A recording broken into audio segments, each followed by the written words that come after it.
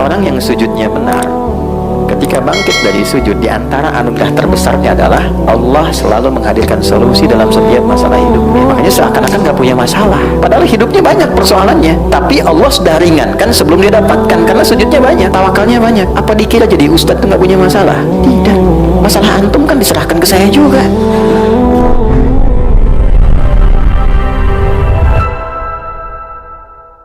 Bismillahirrahmanirrahim. Assalamualaikum warahmatullahi wabarakatuh. Alhamdulillah wassalatu wassalamu ala rasulillah nabiyyina wa sayyidina Muhammad ibn Abdullah wa ala alihi wa sahbihi wa dhurriyyatihi wa ummatihi wa man walah wa ba'd. Fa ya ibadallah ahbaballahi wa ahbaba rasulih sallallahu alaihi wasallam, usi nafsi wa iyyakum bitaqwallahi faqad fazal muttaqun fala tamutunna illa wa antum muslimun. Faqala ta'ala ya ayyuhalladzina amanu taqullaha haqqa tuqatih wa la tamutunna illa wa antum muslimun. Keluarga sekalian, teman-teman, sehat semua ya? Baik. Mudah-mudahan pagi menuju siang ini kita semua senantiasa berada dalam rahmat Allah Subhanahu wa taala, diberikan pertolongan oleh Allah dalam menata dan mengerjakan seluruh aktivitas harian kita, dan mudah-mudahan semua diberi nilai mulia oleh Allah sehingga bisa kita bawa pulang dengan bahagia saat kita dihisab di hadapan Allah Subhanahu wa taala. Yang pertama, saya minta maaf saya duduk sedikit lebih tinggi daripada teman-teman semua. Ini tidak mengurangi kemuliaan dan kehormatan Anda. Ini hanya untuk sekedar terlihat saja untuk semua. Yang kedua, ini saya pakai sarung, bukan sengaja pakai, tapi saya belum berhenti dari subuh tadi. Jadi belum sempat lepas sarung juga tuh. Di subuh di Al-Azhar langsung berangkat, jadi nggak ke rumah juga. Ya, langsung ke Tanah Kusir. Tadi ziarah ke makam sebentar, langsung ke sini. Nah, ini nyambung lagi kembali ke Pondok Indah. Terus melepas mahasiswa yang mau ke Tripoli sampai malam nanti. Jadi ini sarung dipakai kayaknya sampai malam. Ketemu lagi. Baik, lebih daripada itu, saya berbahagia hari ini dipertemukan dengan semuanya dan dengan tujuan yang baik, di tempat yang baik, dengan orang-orang yang baik. Salah satu asbab yang paling kuat untuk terkabulnya doa. Jadi doa itu kalau ingin cepat dikabulkan, ada beberapa kondisi yang mempercepat. Di antaranya saya izin ganti dulu mic-nya supaya memudahkan. Bismillah, tes. Saya tes ya sebentar, terdengar jelas ya? Insyaallah. Baik, yang pertama teman-teman sekalian, doa itu adalah harapan terindah yang kita mohonkan kepada Allah dari satu keinginan yang diharapkan terwujud. Ya, apa saja yang dimohonkan kadang-kadang ada kaitan dengan kebutuhan keluarga, ada dengan pekerjaan, ada dengan lingkungan kehidupan, dan doa menunjuk bahwa kita itu lemah. Itu poinnya. Kita itu lemah, kita butuh pertolongan, dan kita punya Tuhan. Karena itu Allah sangat tidak suka kalau ada hamba yang tidak mau berdoa. Innal ladzina yastakbiruna an ibadati, sungguh orang yang menyimpulkan bahwa dia itu cukup hebat sehingga tidak mau berdoa, maka nanti diberikan oleh Allah satu tantangan untuk selamat dari neraka jahanam saat kembali ke akhirat kelak. Kalau memang kamu hebat, gak butuh doa, ya kamu silahkan lepaskan diri dari ancaman neraka jahanam itu. Nah, dengan berdoa menunjukkan kita lemah. Dengan berdoa menunjukkan kita tidak bisa menguasai segalanya. Jadi kalaupun menata pekerjaan, tidak harus menguasai semuanya. Karena tidak mungkin kita bisa melakukan segala hal harus kita kuasai. Apa yang kita bisa optimalkan, jadikan itu sebagai titik fokusnya, yang lainnya melengkapi satu dengan yang lainnya. Kemudian dalam berdoa itu nanti ada beberapa etika, adab yang kalau kita kerjakan dengan adab itu mempercepat terkabulnya doa. Sama kayak anak minta ke orang tua, dengan adab kan lebih cepat diberikan dibandingkan dengan sekedar meminta tanpa adab. Yang ada malah orang tua bisa merespon dengan respon yang tidak diharapkan. Maka yang pertama, adab itu ada yang terkait waktu, kedua ada yang terkait tempat, ketiga ada yang terkait dengan keadaan. Misal, terkait dengan waktu, doa yang dipanjatkan di pertengahan malam itu berbeda waktunya dengan yang dipanjatkan dalam keadaan siang. Nah, kehusyuannya pun akan lain. Jadi kalau teman-teman buka Quran surah ke-73 Al-Muzammil di ayat yang ke-6, ya, apalagi ini dipanjatkan dalam keadaan tahajud misalnya, itu sentuhan ke hatinya lain. Inna nasyi'atal laili hiya ashaddu wata'u wa aqwamu qila. Sungguh bangun malam itu supaya kita bisa bermunajat, itu keheningan malam bisa mengantarkan kehusyuan pada permohonan kita sehingga menyentuh kepada jiwa. Karena gangguannya nggak banyak. Makanya tahajud itu kenapa utama walaupun sholat sunnah? Karena memang malam ini kita bisa melepaskan dari kepenatan dunia, menghilangkan dari berbagai macam perhatian yang memungkinkan kita tidak khusyuk dalam ibadah. Kalau siang kan yang lihat banyak, ya kan? Ya, kalau ke masjid lagi sendirian khusyuk, begitu banyak orang makin meningkat, gitu kan? Nah, kalau malam siapa yang mau perhatikan? Riaknya tipis, ya. Kemudian sum'ah pengen didengar orang juga tipis karena nggak semua orang bangun. Nah, makanya kalau ada masalah yang urgent ya, teman-teman yang ibu ataupun teman-teman yang ikhwan, biasakan bangun malam. Minta sama Allah. Ya, waktu yang paling enak itu kalau sekarang subuh misalnya jam 4:44 lah ya, kurang lebih gitu ya, 4:44, misal Anda bisa bangun dari setengah 4, jam 4 gitu. Nah, 4 ke setengah 5 itu namanya waktu sahar. Waktu sahar itu waktu paling bagus-bagusnya untuk istighfar dan berdoa. Ya, di situ ada petunjuknya di Quran surah ke-51 ayat ke-18. Wabil ashari hum yastaghfirun. Ada kebiasaan satu keluarga itu orang-orang yang menghidupkan waktu akhir malam menjelang subuh dengan istighfar, mengoreksi diri. Bisa dilakukan dengan keluarga kompak. Ya, misalnya habis tahajud, walaupun dah harus panjang-panjang, dah harus banyak rakaatnya. Misal cukup 2 rakaat, setelah itu witirnya 1 rakaat misalnya. Jangan paksakan yang tinggi-tinggi dulu sampai Al-Baqarah rakaat pertama misalnya kan. Baik, atau seterusnya. Cukup misalnya yang pertama Al-Falaq, rakaat kedua An-Nas, nanti witirnya Al-Ikhlas. Ya, itu untuk memulai. Nanti kalau sudah rasanya makin enak, tingkat lagi 4 rakaat, suratnya tambah. Nah, poinnya adalah kadang-kadang suka lupa habis tahajud selesai begitu saja. Tidak. Sunnah yang kedua istighfar. Nah, astagfirullahalazim kan? Astagfirullahalazim. Itu yang paling pendek. Astagfirullahalazim alladzi la ilaha illa huwal hayyul qayyum wa atubu ilaih. Itu agak panjang. Tapi kalau mau detil dengan fikih Qur'annya, mulai dari suami. Ya kan? Minta maaf sama istri. Sayang, aku mohon maaf kalau selama ini belum jadi suami yang baik. Kadang tidak mengerti keadaan kamu, kadang aku memaksakan yang bukan di luar kemampuanmu. Aku minta maaf kalau saatnya mesti kembali kepada Allah ternyata belum baik di hadapan Allah. Terus istighfar. Astagfirullah, ya Allah ampuni saya. Ampuni saya. Respon sama istri. Bang, aku juga mohon maaf selama ini belum jadi istri yang baik, sering ngeluh sama kamu, kadang-kadang tidak jujur. Dia minta, ya Allah ampuni kami. Nah, itu saat bersama-sama, ya Allah ampuni kami, itu rasanya lain ke hati. Nah, itulah sakinah yang mempercepat itu datang. Yang beda ketika sendiri. Nah, itu sifat korektif kolegial, mengoreksi diri dengan bersama-sama dalam konteks berkeluarga, itu diajarkan di Al-Quran. Apalagi ada anak misalnya, tuh si kakak bilang ikut tahajud malam, mama papa aku minta maaf selama ini belum jadi anak yang baik, selama ini sering nyakitin mama papa. Itu semua istighfar, ya Allah ampuni kami, ya Allah sayangi kami, ya Allah. Itu kalau bisa dibiasakan, apalagi tiap malam bisa sholat dan demikian, itu keluarga terjaga dalam keharmonisan. Keluarga terjaga dalam keharmonisan, selalu harmoni, ketenangan. Dan yang paling indah adalah disitulah saat doa terkabulkan. Ya, ibadi itu hadis kutsinya, hamba aku, kan? Engkau mau minta apa? Engkau mau minta apa? Ya, man istaghfara ghafartulah. Siapa yang istighfar, aku ampuni. Istighfar itu kan mengoreksi diri kita.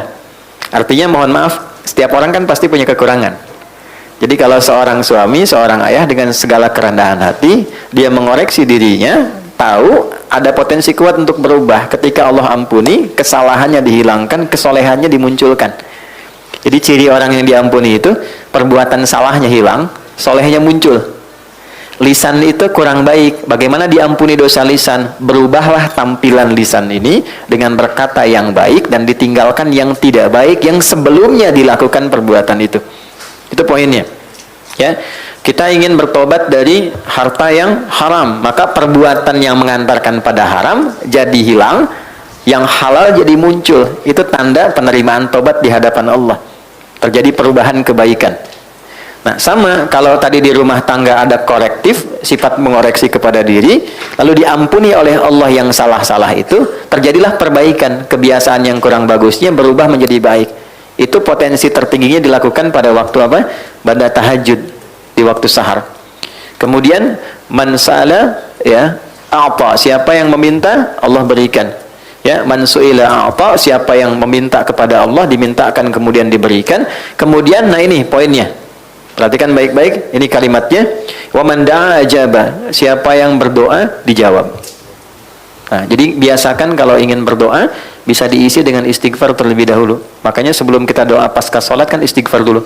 Istighfar, Allahumma antas salam, kemudian yang subhanallah, alhamdulillah, Allahu akbar, baru kesananya turunan ada doa kan? Ya, bagaimana minta dalam keadaan kotor? Masih banyak dosa, masih minta gitu kan? Kan secara normal, secara logika juga tidak nyambung. Jadi kita bersihkan dulu baru kemudian kita memohon kepada Allah. Jadi ini kalau dibiasakan waktu tengah malam menjelang akhir malam ke subuh itu waktu yang terbaik untuk berdoa. Di antara yang lain, antara adzan dengan iqamah misalnya itu waktu. Yang kedua tempat. Ada tempat-tempat tertentu yang secara spesifik mempercepat terkabulnya doa. Misal, ada yang tempatnya itu untuk umum di Mekah, area Ka'bah, kan? Multazam, Raudhah. Tapi kan nggak semua kita bisa ke sana. Karena itu apa yang bisa kita lakukan? Masjid. Ya. Ini yang teman-teman yang laki-laki ya, ada kebiasaan di sahabat Nabi itu diajarin sama Nabi kalau mau beraktivitas ke masjid dulu. Oke? Mereka berangkat dari masjid setelah subuh, salat syuruk, dah punya agenda. Jadi agenda itu disiapkan dari malam. Besok mau ngerjakan apa, dirapihkan. Nah, subuh berangkat ke masjid, membawa agenda itu yang sudah kita pahami. Nanti dalam sholat, kita minta sama Allah. Dalam sujud, kita belajar di pertemuan lalu, dihadirkan, ya, dalam hati kita, minta dimudahkan, minta dibantu, minta dibimbing. Minta ditolong. Baik, nanti pulang, menariknya, diajarkannya ke masjid dulu sebelum ke rumah. Coba teman-teman bisa praktekkan ya, kalau nanti dari kantor, sebelum nyampe rumah, singgah di masjid dulu. Ambil wudhu, salat 2 rakaat, pulang. Itu auranya akan beda dibandingkan langsung dari kantor ke rumah. Nggak percaya silakan. Di masjid itu auranya ada aura ketenangan, kenyamanan, kedamaian. Jadi pulang nyampe rumah itu yang didapatkan oleh keluarga, aura kedamaian. Dan itu yang dibutuhkan. Dibandingkan dengan macet di jalan, di kantor banyak persoalan, ketika ke rumah melihat anak yang sudah nunggu seakan jadi beban. Jadi masalah. Ya kan? Pusingnya dibawa ke rumah kan? Beda dengan Anda sholat 2 rakaat, setelah itu berdoa, ya Allah aku sudah berikhtiar seperti apa yang telah engkau perintahkan, sekarang aku bertawakal hasilnya dari apa yang telah engkau janjikan. Pulang ke rumah, ketemu anak, semuanya senang. Dia menunggu, ada yang bikin gambar, ada yang macam-macam. Dan ingat ya, Anda sehebat apapun di kantor, yang dibutuhkan oleh anak dan istri di rumah adalah sosok ayah dan suami. Bukan seorang direktur, bukan seorang manajer, atau seorang ahli apapun. Saya jadi ustadz, jadi kiai, sampai hari ini alim misalnya disebut oleh orang syekh di luar, sampai ke rumah nggak pernah anak saya menyebut dengan nama itu.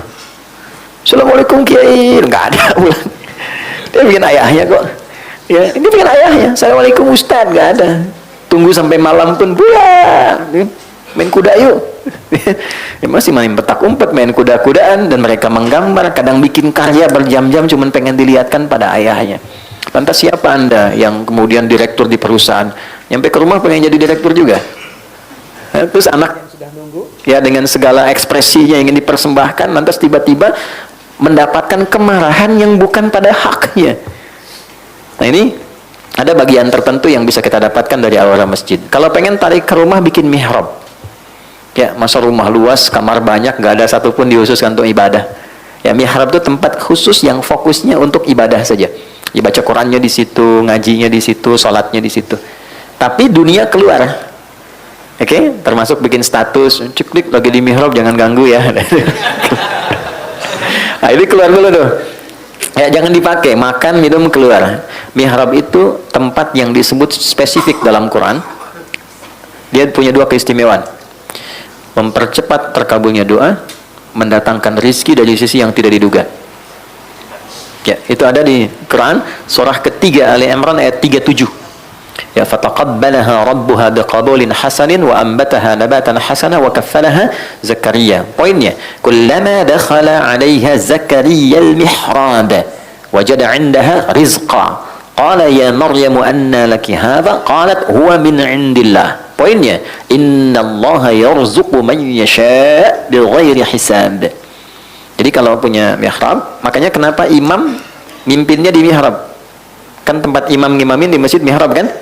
Karena memang di tempat itulah cepat terkabulnya doa, imam mewakili pemohon doa dari makmum. Untuk itu ada kualifikasi imam yang tidak sama dengan makmum.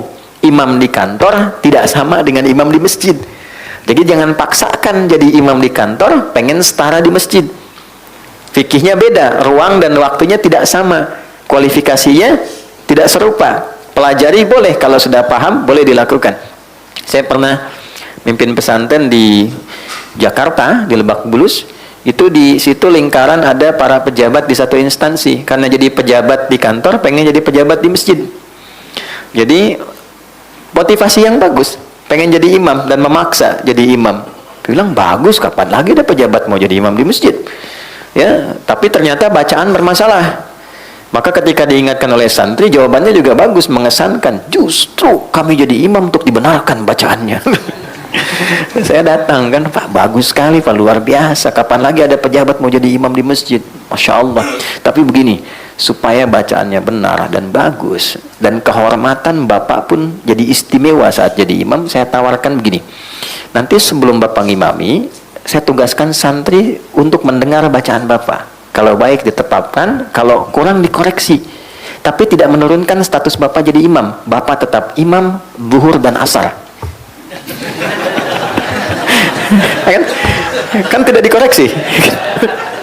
Ya kan? Yang penting bagi pejabat kan nggak turun jabatan. Ya kan?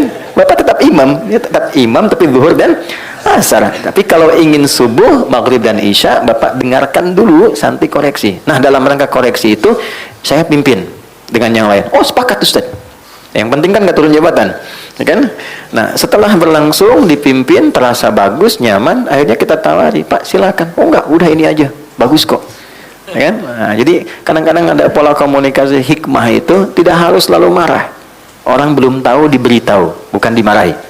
Ya, maka di rumah bikin, walaupun tidak harus satu ruangan, sehamparan sejadah, kita bisa sholat, kita bisa minta. Nah, itu mempercepat terkabulnya doa. Jadi tempat sudah, kemudian waktu juga sudah, ya kan? Nah, yang ketiga adalah kondisi. Kondisi itu biasanya berkumpulnya orang-orang saleh saat pengajian. Ya, hadisnya ada di riwayat Ibnu Majah.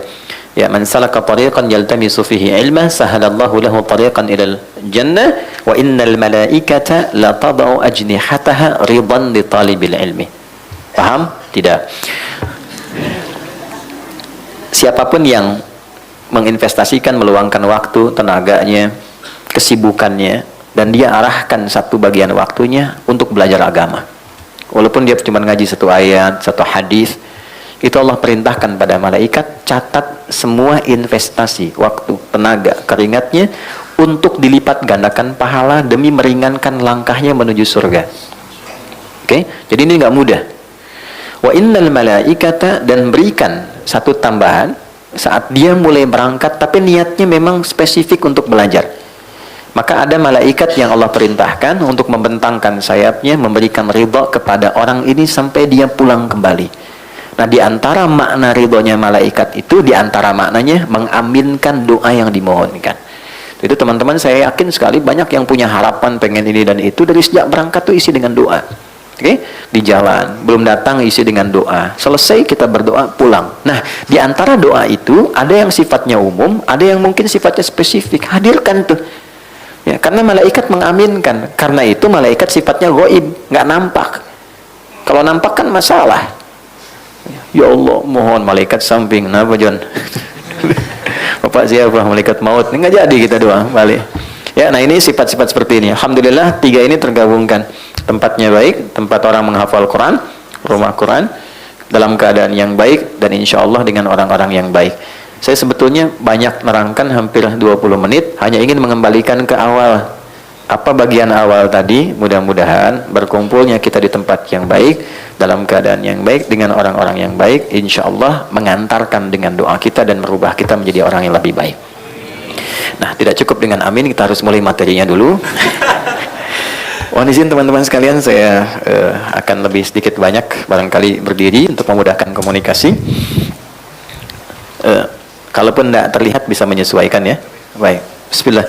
Saya izin cek sebentar, ini kelihatan belakang? Belum saya tulis, udah kelihatan. Selalu terjadi ya.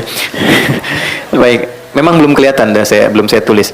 Jadi untuk hari ini kita akan lanjutkan di pertemuan yang lalu. Teman-teman yang baru bergabung bisa direview materi yang lalu, baik di channel kami ataupun di channel Musyawarah, ya, di akhir materi kita untuk melanjutkan sekarang, supaya saya tidak banyak mengulang.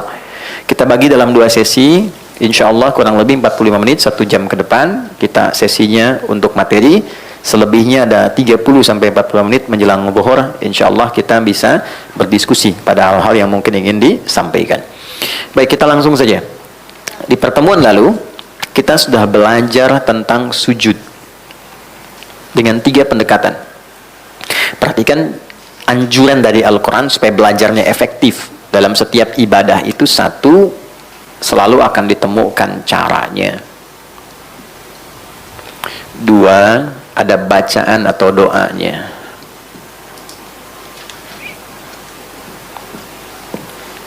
3, nah ini yang jarang dikaji, saya garisi yang 2 ini. Nah ini hikmahnya atau maknanya apa dan implementasi kehidupannya. Oke? Nah, pola belajar seperti ini yang menjadikan pengetahuan kita itu 1, lebih lengkap, 2, lebih dalam, yang 3, lebih terasa dalam kehidupan karena tahu makna dan praktikalnya. Misal, ketika saya sampaikan di awal bahwa pertama saat memulai sholat kan dibuka dengan takbir kan? Cara 1, angkat tangan sejajar dengan bahu di sini.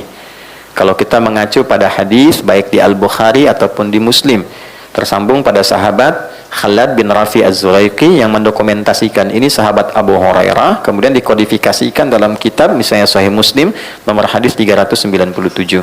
Baik, angkat tangan sampai sejajar dengan bahu, rafa'a yadayhi hadzaman kibaihi di sini. Bacaannya apa? Ditemukan di riwayat Abu Daud, fayaqulu Allahu Akbar. 1, cara sudah dapat. 2, bacaan sudah dapat, Allahu Akbar. Yang 3, ini poinnya, apa sih maknanya? Kenapa begini? Oke. Maknanya apa? Kenapa yang diucapkan Allahu Akbar? Apa korelasinya bacaan ini dengan bacaan setelahnya di iftitah? Karena mesti ada makna. Kan implementasi sholat itu merubah kita menjadi lebih baik. Inna sholata tanha anil fahsya wal munkar. Mungkin nggak sesuatu dikerjakan merubah kita, tapi kitanya nggak paham? Mungkin nggak? Nggak mungkin. Makanya kalimat tadi itu yang disampaikan tegas oleh Al-Quran di Quran surah 29 ayat ke-45, dibukanya dengan pendekatan belajar yang benar. Persoalannya yang sering dihafalkan pertengahan ayatnya, awalnya tidak dibaca. Kalau saya baca tengahan, Anda pasti akan bisa melanjutkan. Innas sholata tanha anil fahsya. Oke, sepakat. Coba baca awal ayatnya. Oke. Utlu ma uhya ilaika minal kitab wa aqimis shalah. Perintahnya utlu. Anda buka mushaf, Anda temukan terjemahan bacalah. Tapi kalau kita baca lagi surat Al-Alaq ayat 1, saat wahyu pertama turun, kalimatnya ikra kan? Apa artinya ikra? Kalau sama-sama artinya bacalah, kenapa bacaannya beda? Yang 1 ikra, yang kedua utslu. Kenapa saat wahyu turun ikra, kok saat sholat utslu? Secara cepat dan singkat, ikra itu dari qiraah, orangnya qori, membaca sesuatu tanpa dituntut memahami yang dibaca. Oke? Baik, jadi baca saja tanpa dituntut paham. Makanya saat kita ngaji kan ada ikra ya, qiraati, kan itu hanya bacaan tanpa dituntut paham. Itu kan fatah a gitu kan, fa fatah fa lam doma u lu apa lu gitu kan. Gitu kan? Tapi kan kita nggak dituntut paham kan?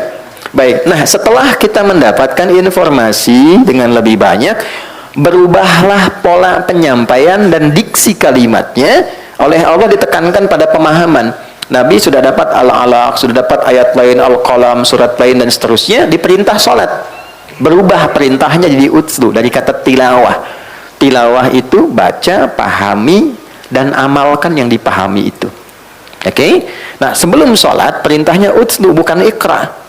Utslu ma uhya ilaik, Muhammad sudah diwahyukan kepadamu banyak hal, cara dan turunannya. Baca dulu, ajarkan pada umatmu, baca dulu, pahami yang dibaca itu, kerjakan setelah dipahami itu. Jadi sebelum sholat, hal terpentingnya adalah pelajari dulu sampai mengerti. Kenapa kita takbir begini? Maksudnya apa? Itu sensasinya akan berbeda kepada jiwa. Wa aqimis shalah, baru tunaikan sholatnya. Nah, sholat yang demikian disertai dengan pemahaman sampai melahirkan kehusyuan, itulah yang kemudian menghadirkan satu penggerak pada diri kita mengerjakan perbuatan yang baik, meninggalkan yang terkutuk, fahsya dan mungkar. Itu poin utamanya. Nah, sekarang pertanyaan baliknya, dari semua sholat yang kita pernah tunaikan, apakah seluruh bacaan sholat ini sudah kita pahami? Berapa persen? Kalau hanya ingin mengangkat kewajiban, selesai, tak perlu paham, yang penting sholat, gugur kewajiban. Pahala diberikan sepanjang ikhlas. Pahala itu urusan akhirat. Tapi keberkahan sholat yang merubah diri kita nggak dapat. Gitu. Kenapa dulu orang sholat jadi baik? Orang sekarang sholat misalnya belum berubah dia menjadi baik. Nah, problemnya adalah yang ketiga ini yang tidak optimal. Oke, cara cepat, tinggalkan nih, buang urusan dunia ke belakang, tinggalkan. Saat akan sholat, kalau pengen khusyuk, dunia buang ke belakang, jangan dibawa lagi. Problemnya ketika orang sholat, dunia masih dibawa. Sehingga ketika lisannya mengatakan Allahu Akbar, di kepalanya masih proyek Hu Akbar. Ya kan? Jemuran Hu Akbar, cicilan Hu Akbar, gitu kan? Itu yang sering masuk terbawa. Padahal spirit asalnya buang. Wa annahum ilaihi raji'un, Al-Baqarah ayat 46. Kalau sudah mau sholat, semua dunia dibuang ke belakang. Nabi katakan ke sahabat, ij'alu ya, sholatikum sholatun muwadda, jadikan sholat kalian seperti sholat perpisahan. Maksudnya apa? Dunia buang dulu, karena yang dibawa ini urusan akhirat. Lalu ucapkan tidak ada yang tinggi dibandingkan Allah. Allahu Akbar. Itulah sebabnya kenapa bukan Ar-Rahman, bukan Ar-Rahim, supaya yang lain kecil, yang diagungkan yang besar saja. Nah, lalu disertakan rasa. Ini yang dihadirkan Abu Bakar As-Siddiq. Baru takbir itu sudah gemetar, nangis beliau. Kenapa? Karena takut lisannya mengucapkan Allahu Akbar, sementara sebelum sholat merasa besar dirinya. Merasa besar dibanding istri, merasa hebat dibanding suami, angkuh dari teman, yang paling segalanya. Terus dengan bangga mengatakan Allah yang maha besar, padahal dia sudah berbuat besar sebelum dia sholat. Makanya setelah itu dia pasrahkan dirinya, berdoa dengan baik, dipilihlah satu dari 9 doa iftitah yang pernah kita bahas. Nah, ini cara pembelajaran seperti ini saat akan dipraktekkan, itu membawa dampak berbeda. Nah, sudah kita pelajari dari wudhu sampai dengan sujud. Teman-teman yang baru bergabung, mohon dengan segala kerendahan hati, berkenan mengikuti di sesi yang lain. Kita sekarang sudah sampai sujud. Mau bangkit dari sujud. Jadi kasihan tuh sebulan belum bangun dari sujud. Sudah, oke. Poinnya, turun dari sujud saya cepat saja. Bisa dilakukan dengan dua cara. Saya persingkat ikhtisar dari yang lalu. Yang pertama, setelah i'tidal, sami Allahu liman hamidah, Rabbana walakal hamd, dan seterusnya. Maka cara pertama, ini yang diutamakan terlebih dahulu. Jika lututnya dalam keadaan sehat dan tidak bermasalah, maka dahulukan lutut untuk turun. Seperti ini, lutut duluan. Oke. Baik ya, baru telapak tangannya. Baik. Tentang ini menjadi amalan pertama yang dilakukan Nabi, didokumentasikan oleh Imam Abu Daud dalam kitabnya Sunan Abu Daud nomor hadis 838, tersambung kepada sahabat Wa'il bin Hujr. Jadi kalau teman-teman pengen belajar tentang sholatnya Nabi dan ingin melihat siapa sahabat yang sering fokus mendokumentasikan sholatnya Nabi, ini namanya Wa'il bin Hujr, Ibnu Hujr. Beliau masuk Islam dari awal, sering ngamatin Nabi. Jadi kalau kita nanti belajar fikih dan kita amati hadis-hadis tentang sholat, seringkali kita temukan sahabat mulia ini yang meriwayatkan. Oke, cara kedua, bisa menggunakan telapak tangan bila lutut bermasalah misalnya. Walaupun nanti jadi pilihan di akhirnya. Lutut bermasalah karena satu mungkin faktor usia, kan? Yang kedua ada faktor ya secara non teknis, misalnya mohon maaf cedera kah ya karena olahraga dan sebagainya. Maka alternatif kedua, gunakan telapak tangan. Turun. Oke, gunakan telapak tangannya dulu ya, begini, baru kemudian lututnya. Itu boleh. Hadisnya hanya beda 2 nomor dengan yang tadi, nomor hadis 840. Diriwayatkan oleh sahabat Abu Hurairah. Di kitab yang sama Sunan Abu Daud. Abu Hurairah nama aslinya, ya, ada yang tahu? Abdurrahman bin Sahar. Masuk Islam saat Nabi di usia 60 tahun kurang lebih. Sebelum Nabi meninggal, 3 tahun sebelum meninggal. Ya. Di usia Nabi sudah 60 tahunan, 3 tahun sebelum meninggal. Kondisi beliau pada saat itu ada masalah di lutut. Sehingga hadis-hadis yang disampaikan dalam usia Nabi rentang 60-an itu selalu digambarkan Nabi sholat kadang nyender ke dinding, menggunakan tongkat karena lutut bermasalah. Oke? Nah ini poin yang pertamanya. Nah Abu Hurairah menyimpulkan, saya ini kemana aja selama ini? Kok terlambat ngaji? Teman-teman sudah duluan. Maka beliau pengen nyusul yang lain. Jadi meningkatkan effortnya, menambah durasi belajarnya, dan ini jadi sunnah untuk kita. Tidak ada kata terlambat. Dan jangan menyimpulkan yang sudah duluan lebih unggul. Tidak. Yang harus disimpulkan, yang lain sudah ngaji duluan, saya pun pengen seperti dia. Pengen nyusul. Nambah motivasi. Maka ini yang menarik perhatian Allah. Ini poinnya. Ketika kalimat ini muncul menarik perhatian Allah, diberikanlah kelebihan. Maka beliau bisa menangkap ajaran Nabi itu, cepat ditangkap dan didoakan oleh Nabi. Begitu dipakaikan sorban, nih itu begitu belajar dengan kondisi demikian, maaf, beliau tercatat dalam sejarah sebagai sahabat yang selalu ingat, sulit lupa. Sehingga 3 tahun itu dimanfaatkan betul, menunggu Nabi depan rumahnya, ngikut Nabi kemana diikuti, karena merasa terlambat. Akhirnya ketika Nabi meninggal, beliau sudah mengoleksi 7.000 hadis dari Nabi SAW. Durasi yang singkat, tapi begitu sangat bermanfaat. Nah, di antara hadis yang diriwayatkan tentang turunnya Nabi ketika akan sujud. Nah, beliau meriwayatkan versi menggunakan telapak tangan. Kenapa? Karena kondisi Nabi tadi dalam kondisi senior, lutut bermasalah, lalu telapak tangan yang turun. Jadi kalau ada teman-teman ingin menggunakan lutut, hadisnya yang tadi dari Wa'il. Kalau menggunakan telapak tangan, hadisnya bersandar pada Abu Hurairah. Nah, dalam ilmu hadis ada namanya al-jam'u wa taufiq. Cara mencari kesimpulan, jangan saling menyalahkan. Mana yang benar, lutut atau telapak tangan? Mana yang paling utama? Kumpulkan keduanya, ambil yang paling memudahkan untuk kita mengerjakan, karena itu pilihan yang membuat kita nyaman untuk melakukan. Jadi kalau Anda nyaman dengan lutut, silahkan dengan lutut. Kalau nyaman dengan telapak tangan, lakukan, tidak ada masalah. Dan jangan disimpulkan ketika ada yang pakai telapak tangan tua, ya, ya. Jadi jangan simpulkan demikian. Yang salah yang pakai kepala duluan, belum apa-apa sudah bermasalah. Oke, sudah sujud, pastikan 7 anggota badan menempel sempurna dulu sebelum berdoa. Saya cepat highlight dengan cepat. 1, kening. Hadisnya dari Ibnu Abbas radhiyallahu taala anhuma, qala umirna an nasjuda ala sab'ati azamin. Kami diperintah untuk bersujud dengan 7 anggota bagian tubuh. 1, kening.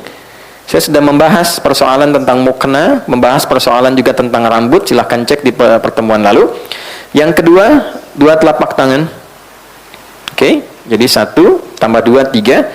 Yang selanjutnya 2 lutut tambah 2 5. Selanjutnya 2 kaki dengan jemarinya 7. 1, 3, 5, 7. Oke. Baik, saat menyebutkan kening jabahah, Nabi telunjuknya menunjuk ke hidung begini. Dalam kondisi yang bersih, karpet dan sebagainya, nanti ukuran ini kening itu bisa disesuaikan dengan hidung. Jadi bisa menempel, tapi kalau kira-kira sedang di di pantai atau naik ke gunung, kurang bersih dan sebagainya, maka nggak harus ditempelkan hidungnya. Karena yang paling pokok itu apanya? Keningnya. Baik, 7 ini ingat baik-baik. Kemudian makin sujudak, tempelkan dengan baik dulu, jangan langsung berdoa. Ini baru turun belum nempel sudah doa, subhana rabbiyal a'la. Tidak, tempelkan dengan nyaman, makin sujudak, sampai merasakan sensasi yang enak nempelnya. Yang penting kening, ingat ya. Karena itu jangan gunakan, sekali lagi, jangan gunakan alas sujud yang terlampau empuk, sehingga tidak terasa pertemuan kening dengan tempat sujud. Ya, karena itu saya sering koreksi sejadah yang kalau kita sujud itu nggak rasa nempel, kayak ngambang. Jadi ibu kalau beli lihat sejadah, teman-teman, jangan lihat bagusnya, lihat fungsinya. Sejadahnya memang bagus, tapi nempelnya kayak bantal. Begitu sujud nggak bangun-bangun gitu. Oke, ya, ini tempatnya yang semakin tempat itu rata dan membuat nyaman ini untuk sujud tuh bagus. Tempelkan. Biasanya kalau yang belum terbiasa agak pusing awal-awal, setelah itu enak tuh, karena darahnya kan dipompa tuh, ya ngalir ke otak, ngalir lagi, dan ada titik pusat di sini. Ya ada riset menunjukkan God spotnya gitu di tengah ini. Lalu tangan sudah menyatu semua enak, baru berdoa. Nah di titik ini kemarin sudah kita bahas doa pembukanya, ya. subhana rabbiyal a'la atau subhana rabbiyal a'la wa bihamdi, atau yang ketiga subhanakallahumma rabbana wa bihamdika allahumma firli. Nah, di sini kita berhenti pertemuan lalu. Sekarang kita akan bahas bacaan itu plus hikmahnya. Caranya sudah, bacaannya sudah, tinggal hikmahnya apa, baru bangkit dari sujud untuk duduk di antara dua sujud. Saya punya waktu kurang lebih ada 30 menit ke depan, kita fokuskan dengan baik. Bismillah. Baik, kita mulai. Ini materinya cukup penting ya, tolong fokus, karena saking pentingnya dihapus aja susah tuh. Oke, satu yuk kita mulai ya. Bismillah. Izinkan saya memulai dari sini. Kelihatan di situ? Ada ya? Ya, subhana rabbiyal a'la. Mas Dimas tolong dinotis ya, pertemuan berikutnya saya bawa materi PowerPoint ya, supaya nanti bisa kelihatan. Kita sudah siapkan kok, ada gambar, ada apa, jadi bisa lebih kelihatan. Ini yang kedua, ini satu. Yang kedua, depannya sama sampai sini, ditambahkan wa bihamdi. Ya, subhana rabbiyal a'la wa bihamdi. Oke. Yang ketiga, ini agak lebih panjang tapi lebih dalam. Subhana nakallahumma rabbana wa bihamdika allahumma ufirli. Saya bantu dengan bacaan supaya nanti bisa memudahkan memahami apa yang saya tuliskan. Oke. Saya yakin semua sudah mengetahui ini, tapi poinnya adalah apakah membacanya juga dengan rasa untuk memahaminya. Apa maksudnya? Baik. Subhana rabbiyal a'la. Subhan, apa itu artinya subhan? Subhanallah itu apa? Subhanallah. Maha suci Allah. Maha suci Allah itu apa? Subhanallah. Subhan tidak disebutkan dalam Al-Quran atau bahkan bahasa Arab standar kecuali menunjuk pada satu keadaan, sifat atau sikap yang tidak sesuai dengan keagungan Allah. Jadi kalau ada sesuatu ungkapan, keadaan, perilaku yang tidak sesuai dengan keagungan Allah, itu orang Arab mengatakan subhanallah. Misal, dalam keyakinan kita sebagai muslim, dan hebatnya ini didialogkan secara rasional dalam Al-Quran, Tuhan itu mesti tunggal ya, dan kalimatnya dasar harus beda dengan yang bukan Tuhan, standar laisa kamitslihi syai'. Jadi disebut Tuhan tuh karena memang punya perbedaan dengan yang bukan Tuhan, dan itu harus 100% beda ya, 100% different, nggak boleh sama. Kalau sama berarti ada bagian tertentu yang bisa jadi Tuhan bagi yang lainnya. Baik, jadi dari logika ini logis ya. Oke, kalau manusia itu melahirkan, Tuhan boleh nggak melahirkan? Nggak boleh, kan harus beda. Kalau manusia berpasangan, Tuhan boleh nggak? Tidak. Kalau manusia punya anak, Tuhan tidak, kan? Baik, nah itu kan logika sederhana ya. Nah, nanti dialognya banyak dan tajam sekali di dalam Al-Quran. Lalu ada orang mengatakan begini, Tuhan punya anak. Nah, dalam keyakinan kita, orang Islam, dan didukung dengan nilai logikanya, kan mesti beda Tuhan dengan yang bukan Tuhan. Maka ketika ada orang mengatakan, Tuhan punya anak, wa qalu ittakhadallahu walada, ada orang berkata, Tuhan itu punya anak. Maka disoal oleh Quran. Sebelum disoal itu kalimat pertamanya subhana. Itu ada di Quran surah kedua Al-Baqarah ayat 116, paling kiri di pertengahan di mushaf. Quran surah kedua ayat 116. Ya, ayat 116 itu setelah 115, sebelum 117. Wa qalu ittakhadallahu walada. Mereka berkata Tuhan itu punya anak. Kan? Nah, nanti hal pertama sebelum diungkap dan didialogkan secara rasional, itu kalimat pertamanya subhana. Oh, nggak tepat. Nggak mungkin Tuhan punya sifat yang sama dengan makhluk. Kalau punya sifat yang sama, nanti setiap makhluk dipertuhankan. Makanya dialognya nanti jadi panjang. Ya, kenapa kok yang ini dipertuhankan, yang lain tidak? Oh, karena yang ini lahirnya tanpa ayah. Oh, Adam lebih hebat, tanpa ayah, tanpa ibu. Kenapa nggak jadi Tuhan? Kalau yang ini menghidupkan yang mati, Ibrahim lebih hebat, menghidupkannya dicincang dulu, terus dipisah di beberapa bukit. Dipanggil dengan kalimat yang sama dengan nama Allah, nyatu lagi. Kenapa Ibrahim yang lebih hebat gak jadi Tuhan? Terus dicari sampai akalnya berpikir. Tapi setelah itu pun gak dipaksa. Lakum dinukum. Itulah indahnya Islam. La ikraha. Di Islam itu nggak perlu dipaksa, dijelaskan secara sempurna dan bertanggung jawab dengan penjelasan itu. Makanya kelembutan itu panjang di Islam itu, ya. Dan pengetahuan itu jadi bagian paling dasar. Jadi kalau ada orang masuk Islam jadi kasar, itu pasti ada yang salah dengan keislamannya. Ya, suami itu sepanjang Muslim pasti akan lahir sifat-sifat kebaikan dalam dirinya. Nah, demikian istri juga sepanjang seorang Muslimah itu pasti akan lahir kelembutan dalam dirinya, karena ajaran di Quran itu tidak ada nilai-nilai yang mengantarkan pada penyimpangan dari fitrah manusia. Balik ke sini. Nah sekarang gini, setelah itu ada Rabbi, dari sifat rububiyah. Rabb itu artinya sifat perawatan, pemenuhan kebutuhan, ya kan? Jawaban dari doa yang merawat, menyembuhkan. Oke, Quran surah ke-7 di ayat 172, Al-A'raf ayat 172. Perjanjian pertama kita dengan Allah sebelum terlahir itu menggunakan Rabb. Lihat kalimatnya. Wa idz akhadha rabbuka min bani adama min zuhurihim dzurriyyatahum wa asyhadahum ala anfusihim alastu bi rabbikum. Bukan alastu bi Allahikum bi rahmanikum, tapi Rabb. Ya. Terjemah enaknya begini. Apakah engkau bersedia komitmen menjadikan aku sebagai satu-satunya Tuhan yang dengan itu aku akan merawatmu, menyembuhkan engkau kalau sakit, memaafkan kalau salah, memenuhi seluruh kebutuhan hidupmu, mengampuni kalau berdosa, dan menerima ketika engkau kembali. Kalau ada tawaran begitu, kita menerima dengan syarat atau tanpa syarat? Pasti tanpa syarat.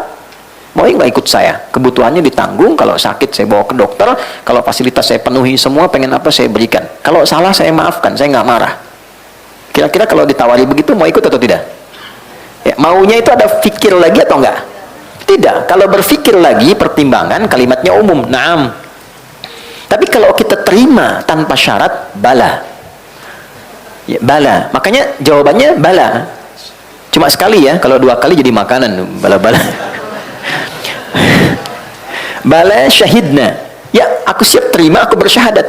Makanya syahadat itu dilekatkan dengan sifat rububiyah ini, yang merawat, memberikan perhatian, yang menyembuhkan, memaafkan, dan sebagainya. Jadi ditariknya ke saya, Rabbi. Nah, disinilah kedalaman sujud. Saat sujud kita mengakui, ya Allah, Engkau yang merawat aku, memberikan segala kebutuhanku, memaafkan aku kalau salah, membimbing aku ke jalan yang benar, ngasih oksigen tanpa memberikan batasan. Semua Engkau berikan kepadaku. Tapi dalam keadaan demikian, aku masih melanggar ketentuanmu. Lisanku masih tajam. Tanganku bahkan sekarang mewakili lisanku, menyakiti orang dengan tulisan, mencela dengan lisan, merendahkan orang lain. Kadang dipanggil sholat, aku nomor sekian kan. Padahal aku tahu yang memberikan rezeki Engkau, yang memberikan kemudahan Engkau. Ya Allah, ya Tuhanku, aku tahu ini salah. Kan? Untuk itulah kita pasrahkan, dari berdiri kita rendahkan sepenuhnya, yang bagian terhormat pada diri manusia langsung dijatuhkan ke bawah. Itu titik tertinggi itu. Jadi ketika seseorang itu bisa merendahkan bagian terhormatnya ke titik yang terendah, itu artinya pengakuan terdalam untuk pasrah dan berubah. Kalau sudah bisa tunduk betul. Makanya orang yang sering merendah, Allah pasti angkat. Nanti saya berikan hikmahnya di akhir. Ya. Tunduk rendah. Nah, ini sifat pengakuan. Jadi kalau sudah sujud, kita itu merendah dan mengaku banyak salah. Ini yang jarang terjadi. Yang terjadi mengejar sujudnya saja. Bahkan ada sujud dengan kebanggaan. Sujud. Ya? Pada dasarnya, ini konteksnya bukan dalam sujud syukur ya. Konteksnya dalam sujud kita merendah, dalam ibadah. Jadi begitu turun, itu disertai dengan pengakuan, selama ini saya salah. Rabbi, sementara Engkau yang merawatku, ya Allah, ya Tuhan yang merawatku, memberikan kebutuhan. Subhan, nggak tepat perilaku saya. Dipanggil menghadap lewat adzan masih sibuk dengan dunia, kan? Padahal tahu dunia kan mau cari harta, harta itu rizki. Terus kita simpulkan yang punya rizki Allah, terus dipanggil sama Allah nggak datang, kan aneh. Kan? Anda kerja cari apa? Rizki. Yang punya rizki siapa? Allah. Sekarang Allah panggil pengen ngasih, Andanya malah lari. Bukan Anda, maaf, orang lain gitu ya. kan Nggak masuk akal juga kan? Nah, maka dalam konteks itu Allah balik di ayat Jumatan tuh lebih tajam lagi, di ayat ke-11 itu, ya, itu kalimatnya dalam sekali, ya. Ini ketika Nabi sedang berdakwah di awal masa Islam, itu jamaah hadir beberapa banyak. Di awal-awal iman masih belum kuat. Tiba-tiba ada rombongan pedagang plus diskon besar-besaran. Kita lewat tuh samping masjid, lewat diskon 70%, 80%, tuh kan? Ya kayak ibulah begini gitu kan. Lagi pengajian begini, tiba-tiba ada lewat di depan informasi gitu kan. Wah, tas Dior diskon 80%. Saya tanya, masih bertahan di sini atau keluar satu-satu? Tuh kan? Nah, itu tinggal 12 jamaahnya, yang lain keluar. Tinggal 12 orang. Maka apa yang terjadi? Turunlah ayat yang ke-11 dari surah Al-Jumu'ah. Kan? Wa tarakuka qaima. Engkau meninggalkan nabimu itu berdiri sendirian, tersisa tinggal 12. Saya langsung ke ujung. Qul ma indallahi khairum minal lahwi wa minat tijarah. Muhammad firalkan kalimat ini pada mereka. Yang Allah telah siapkan bagi orang yang merespon panggilan Allah, disiapkan lebih banyak, lebih baik, lebih bagus dibandingkan proyek yang sedang mereka fokus dan sibuk di dalamnya saat ini. Jadi akan terjadi, rumus Qurannya begini, kalau nggak disebutkan tokohnya siapa, kejadiannya kapan, itu akan terjadi dengan substansi yang sama tapi tokoh yang berbeda. Ada orang akan meninggalkan Jumat demi mengejar proyek. Ya, maka sampaikan, kata Allah, ya Muhammad, sampaikan apa yang Allah telah siapkan.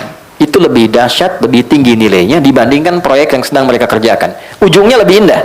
Wallahu khairur raziqin. Bukankah Allah yang memiliki rizki yang terbaik dalam membaginya? Kamu tahu aku yang punya, kamu tahu aku yang berikan. Kenapa saat aku panggil untuk aku kasih, kamu justru menjauh dariku? Itu pertanyaan basic sekali. Nah, ini yang sering terjadi dalam kehidupan. Begitu kita sujud, nah suasana itu mesti dibawa. Ya bagaimana doa bisa dikabul kalau ini saja belum kita hadirkan? Kan merendah dulu, evaluasi dulu. Anda datang ke pimpinan di kantor, ya kan? Bawa proposal, bang, izin pak, ini permohonan untuk bulan ini, semoga bapak bisa meng-ACC dan sebagainya. Yang kedua, izin pak, mohon arahan, mohon evaluasi, barangkali yang kemarin ada kekurangan-kekurangan, saya mohon diberi petunjuk. Yang salah-salah, barangkali mohon diarahkan supaya saya bisa perbaiki, meningkatkan kinerja supaya lebih baik pak. Ini untuk gambaran yang kemarin dan pengajuan yang akan datang. Antara yang satu dengan yang kedua, peluang diberikan ACC-nya, dikabulkan tuh besar yang mana? Satu atau dua? Saya yang kedua. Demikian saat sujud, Anda kan meminta, mohon dikabulkan, pengen doa, kadang terisak tangisan, tapi sifat ini nggak hadir. Maka yang paling harus dihadirkan pertama kali ini sifat a'la kehadap Allah dulu.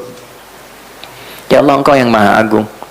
Tidak setara dengan sikapku yang selama ini kadang menjauh darimu, kadang melanggar banyak ketentuanmu. Aku pasrah ya Allah, pasrahkan dan segala kehormatanku pada dirimu saat ini. Aku mohon ampunan selama ini bersikap yang tidak pantas. Itu kurang lebih makna dari kalimat subhana rabbiyal a'la. Kalau kita teruskan wa bihamdi, maka kita sertakan pujian setelah itu. Ya Allah, perilakuku yang kurang baik tidak mengurangi kesempurnaan pujian untukmu, tidak mengurangi keistimewaan segala kemuliaan yang melekat kepadamu. Lalu kalau kita ingin tambahkan lebih dalam lagi, ini Allahumma gfirli. Ya Allah, dengan segala luas ampunanmu dan dengan segala kekuatan dan kemuliaanmu, mohon ampuni hamba. Hamba sadar, hamba salah. Itu kalau kalimat itu keluar, mengaku saya salah, itu mahal. Coba suami, kalau ada masalah sama istri, mahal sekali kalimat, ya bun, saya salah. Itu mahal, mahal ya. Mahal banget tuh, ya. Pokoknya kadang ada satu psikologi di hadis itu menarik sekali bagi perempuan itu, ya. Dia tuh tidak peduli betapapun ya Anda benar, tapi hanya ingin mendengar bahwa ya dia tidak salah gitu. Dalam ya, Nabi itu datang dalam satu kondisi sudah sibuk apa ke rumah, itu Sayyidah Aisyah curhat. Ada ulama yang menghitung curhatnya itu kalau dihitung sampai 2 jam. Ada yang menghitung lebih daripada itu. Tapi yang paling menarik, Nabi nggak motong. Itu menarik sekali. Nabi loh nggak motong, dibiarin aja. Cerita, kan? Sudah selesai. Alhamdulillah, sayang, semoga Allah berikan begini, selesai. Itu kan? Itu sesuatu yang dalam sekali. Ini kan saya lihat wajah-wajahnya yang mantan kajian kemarin ya, yang ada Robiah Kem ya, kemarin saya lihat beberapa tuh. Nah, ada beberapa gini, kenapa terlalu banyak drama di rumah tangga itu? Kan di Quran itu berumah tangga itu seperti permainan, banyak bermain, banyak gembira aja, jangan terlalu serius. Serius dalam beberapa hal saja, yang lainnya banyak gembiranya. Nabi kan jalan bareng, balap lari sama Sayyidah Aisyah, kadang digendong, kadang gulat, kadang nonton bareng-bareng. Ya, nikmati selama masih berkehidupan dalam rumah tangga. Ya, balik ke sini, kenapa jauh-jauh ke situ? Ini. Nah, jadi ini dulu yang dihadirkan nih, kepasrahan diri kita, sujud, permohonan ampunan, baru minta. Jadi kalau sudah frekuensinya nyambung, enak, merata, bagian tubuh tuh kerasa enak ngalir, sujud. Kalau udah terisak tuh enak banget, kayak nggak pengen bangun lagi gitu. Ya makanya Nabi itu sering kali lama dalam sujud. Sebagian menyimpulkan sujud terakhir, padahal di setiap sujudnya lama. Kenapa paling akhir lebih lama daripada yang sebelumnya? Karena kerinduannya kepada Allah itu memuncak dan terpenuhi dalam keadaan sholat. Kalau sudah selesai sholatnya nggak tersambung lagi kan? Nggak tersambung tuh dalam arti secara langsung fokus, tidak ada dengan umat gitu. Itulah yang menjadikan sujud terakhirnya lama, kan?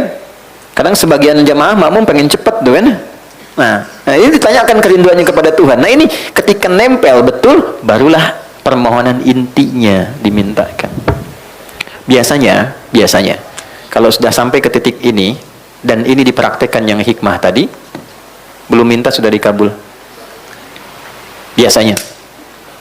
Kalau sudah ke kalimat Allahumma gfirli dan betul, itu belum keluar, sudah dikabul. Tapi kalau kita ucap ya dalam salat sunnah misalnya, dalam lisan yang terkenal, terpahami oleh diri kita saja. Oke? Kalau dalam salat fardu tidak dilafadzkan, cukup dalam hati dihadirkan. Ingat, ada masalah ya tumpahkan aja dalam tangisan, sujud, minta. Sampai ke titik ini, nanti lihat apa yang terjadi. Ini rumus di Quran surah 12. Ya. Surah 12 ayat ke-85 sampai 86 tuh. Ya, di surat Yusuf. Kalau mau lebih komplit nanti dengan kisah dan turunan sampai ininya sampai ayat 88-nya tuh. Ya, sampai ketemu kalimat innama ashku bathi wa husni ila Allah. Aku tuh kalau punya masalah di rumah tangga, curhat itu selalu kepada Allah. Maksudnya dalam salat. Ya, jadi kalau punya masalah apapun itu, seberat apapun, pertama terima dulu.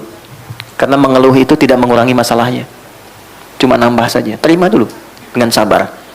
Karena Allah pilihkan masalah itu sesuai kadar kesanggupan kita semua. Nggak mungkin saya di hidayat diuji masalah Anda karena saya nggak sanggup. Yang kedua, masalah itu Allah berikan sebagai jawaban dari doa yang kita minta.